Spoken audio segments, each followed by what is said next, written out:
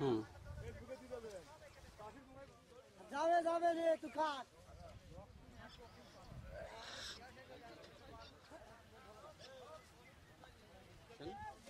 দুইটা ফসল আলাদা করে পাওয়া যাবে।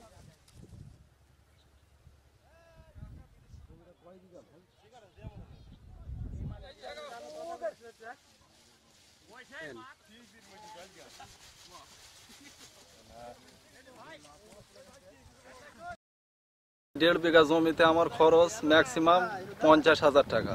এখন যা বর্তমান বাজার 200 টাকা করে পেঁয়াজের মন। যদি 10 থেকে 15 টাকা কেজি দরে বিক্রয় করতে পারি আমরা, তাহলে আমাদের মনে করব আমরা আসল যেটা আমাদের খরচ, যেটা খরচটা উঠে আসবে। ভারত থেকে যে এলসি আসে, এলসির কারণে আমরা ক্ষতিগ্রস্ত হচ্ছি। আমরা ফলন করি কি করব, আমরা বিঘি প্রতি 160 মণ আমরা ফলন করি, কিন্তু আমরা তো দাম পাচ্ছি না।